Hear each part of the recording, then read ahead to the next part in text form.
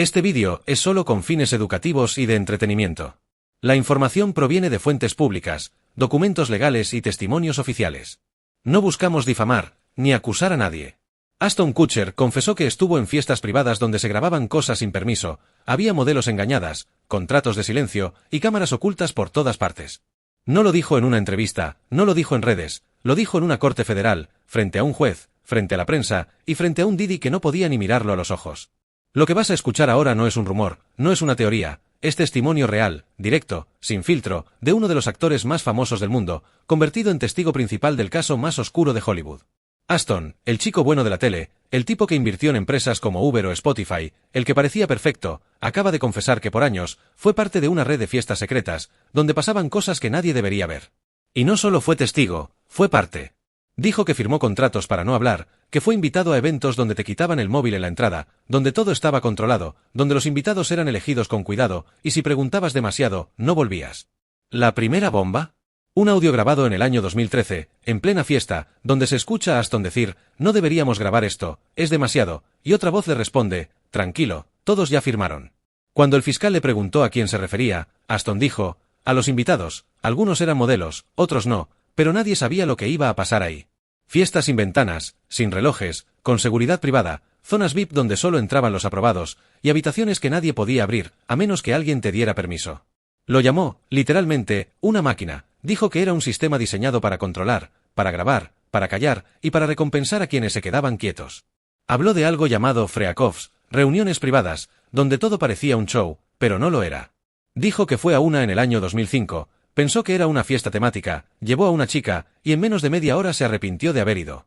Vio caras raras, vio miedo, y se dio cuenta de que no podía salir así como así.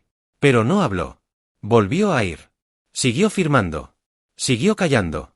Porque estaba dentro, y todos sabían que una vez que entrabas, salir tenía un precio.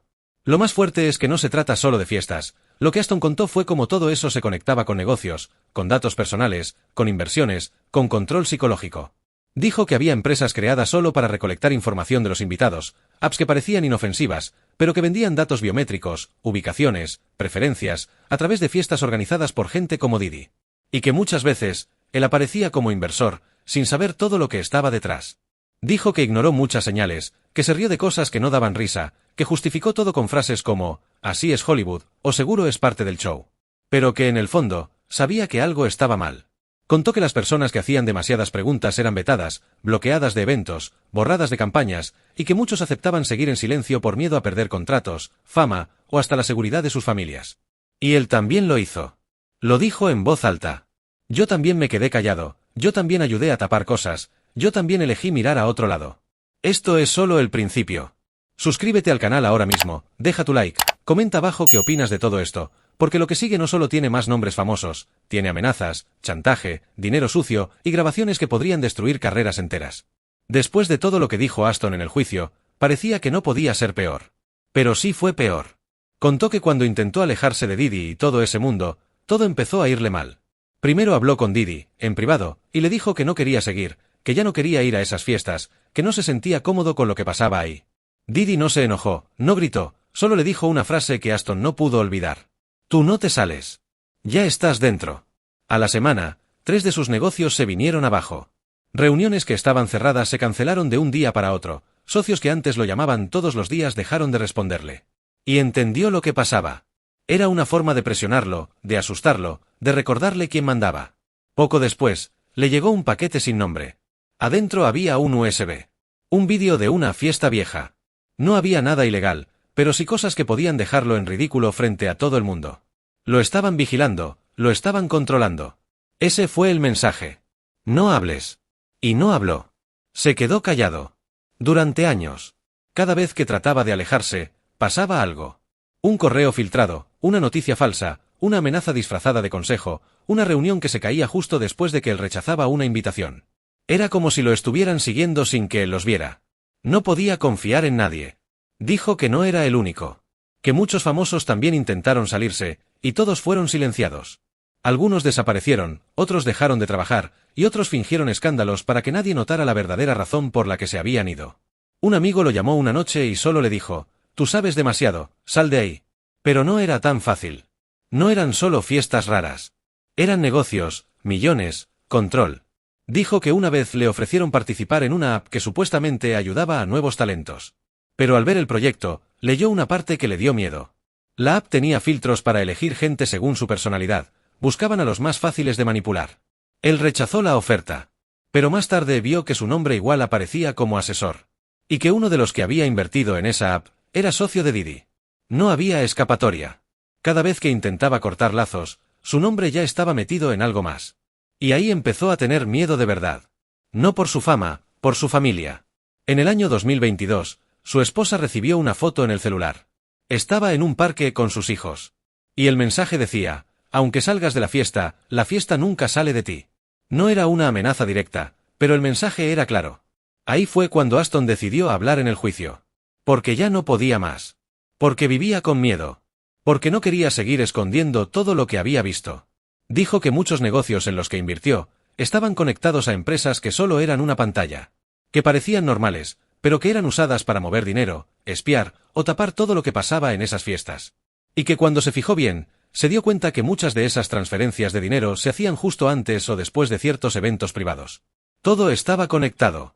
Y él no lo vio hasta que ya era tarde. Dijo que pensaba que era coincidencia, que no era tan grave. Pero que cuando empezó a juntar las piezas, vio el patrón. Fiestas, empresas, viajes, campañas, todo encajaba. Y él, sin darse cuenta, había sido parte de todo eso. En su momento pensó que era solo parte del show, parte del mundo de los famosos. Pero no lo era. Era real. Y era peligroso. Y todavía quedaban cosas más graves por contar. Después de todo eso, Aston sabía que no había vuelta atrás. Ya no era solo miedo, ahora era una realidad. Dijo que durante años había intentado limpiar su imagen. Invertía en cosas buenas, salía en entrevistas sonriendo, mostraba su familia, su casa, su vida perfecta. Pero todo eso era solo una pantalla. Por dentro estaba roto, perseguido por los recuerdos, por lo que sabía, por lo que no podía decir.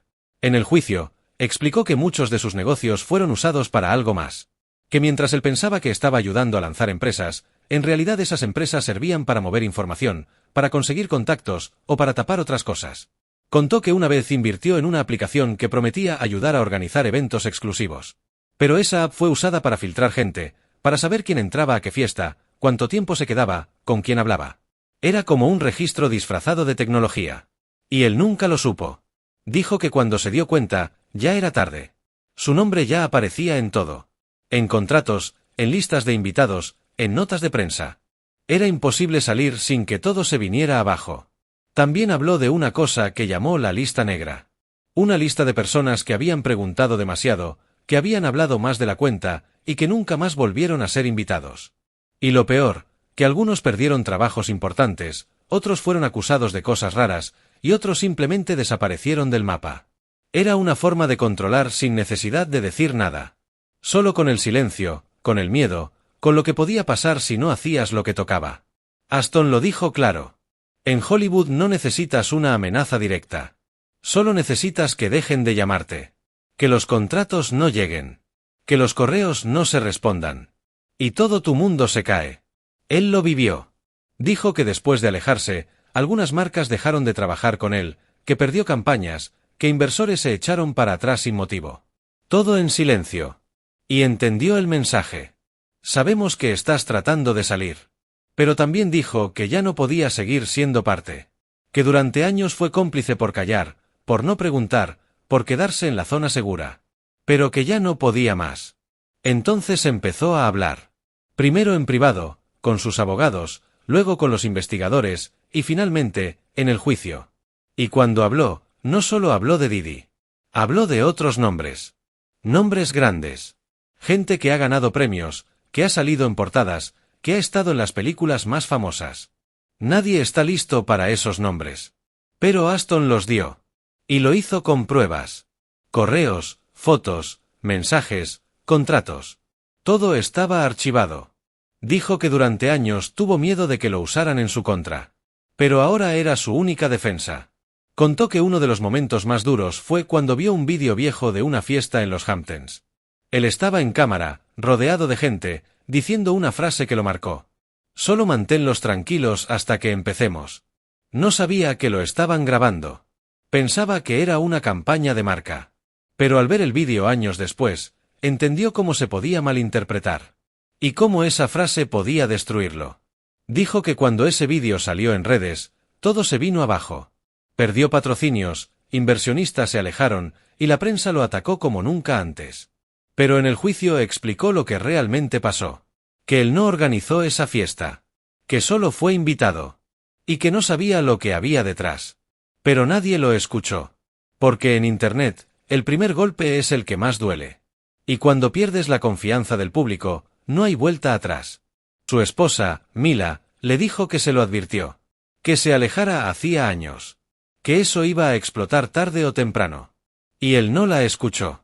Contó que en su casa ya no se podía vivir tranquilo. Que sus hijos le preguntaban por qué había gente gritando afuera. Porque había cámaras frente a la puerta. Y él no tenía respuestas claras. Intentó protegerlos, pero ya era tarde.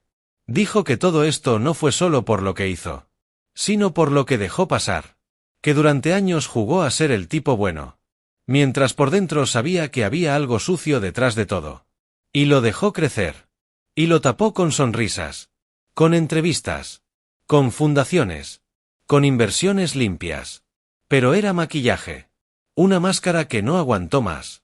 En el juicio también habló de Danny Masterson. Su mejor amigo durante años. Su compañero en la serie. Su hermano en todo esto. Contó que Danny era parte del mismo círculo. Que también sabía lo que pasaba. Y que cuando salieron las primeras denuncias contra él, no fue solo el equipo legal quien se movió. Fueron productores, marcas, agencias, hasta otros artistas. Todos tratando de tapar, de frenar la ola, de proteger la imagen. Aston mostró mensajes. Donde ayudaba a limpiar la reputación de Danny. Donde buscaban desviar la atención. Donde planeaban llenar redes con noticias falsas. Para que el escándalo se hundiera entre otras noticias. Dijo que en ese momento pensaba que estaba ayudando a un amigo. Pero con el tiempo entendió que estaba ayudando a ocultar algo grave. Incluso pagó a una agencia de comunicación. Para que crearan artículos positivos. Para que cambiaran los resultados en buscadores. Para que nadie encontrara la verdad con facilidad. Todo eso lo confesó en voz alta. Y sin excusas. Dijo que lo hacía por miedo. Porque Danny le dijo una frase que nunca olvidó. Si yo caigo, caen todos. Y Aston entendió lo que eso significaba. Nombres, fechas, cheques, secretos. Todo en peligro. Por eso cayó. Por eso ayudó. Por eso no se fue. Pero ahora, lo estaba soltando todo. Habló también de algo llamado el equipo de limpieza.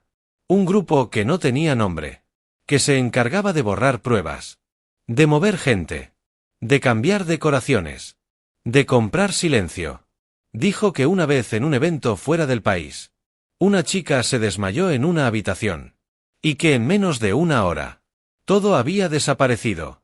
Muebles nuevos. Cámaras quitadas. Paredes pintadas. Como si nunca hubiese pasado nada. Y eso se repetía en muchas fiestas. Todo estaba preparado para dejar cero rastro. Y si alguien decía algo, le llegaba una oferta. Dinero, trabajo, una serie, un coche nuevo. O si no aceptaba, simplemente desaparecía de los eventos. Y Aston lo vio más de una vez. Gente que estaba siempre en el grupo. Y de repente, nunca más fue vista. Nunca más volvió a un set. Nunca más firmó un contrato. Y nadie preguntaba. Porque en ese mundo, preguntar tenía precio. Aston también confesó que por miedo empezó a borrar todo. Cerró cuentas, eliminó fotos, se salió de negocios, desapareció de fiestas, cortó contactos. Pero no sirvió. Porque cada vez que intentaba irse, alguien aparecía. Alguien lo llamaba. Alguien le recordaba algo. Alguien le hacía saber que no era tan fácil soltar. Dijo que incluso intentó ir al FBI por su cuenta. Pero al final no lo hizo. Porque no confiaba en nadie. Porque sentía que ya estaba demasiado metido. Una noche, en silencio, escribió cartas a algunas de las personas que sabía que habían sido víctimas. No para pedir perdón, sino para decirles la verdad. Para decirles que ahora sí lo veía todo. Que sabía lo que pasó. Y que ya no podía callar más. Contó que su último intento de escaparse fue cerrar todas las empresas que tenían relación con ese grupo. Borrar su rastro. Desaparecer del mapa. Pero era inútil. Dijo una frase que lo resume todo. Tú puedes salir de la fiesta. Pero la fiesta nunca sale de ti. Y por eso está hablando. Por eso se sentó en ese juicio. Y por eso está dispuesto a soltar nombres, correos, pruebas, todo. Porque ya no quiere ser parte. Porque no puede dormir tranquilo sabiendo lo que tapó. Porque ahora entiende que su silencio también hizo daño. Y que si no habla, nadie va a hablar. Todo esto que estás escuchando no es ficción. Es real. Pasó con nombres que conoces. Con empresas que usas. Con artistas que sigues. Y si Aston no decía nada. Todo esto seguía escondido. Pero ahora está saliendo.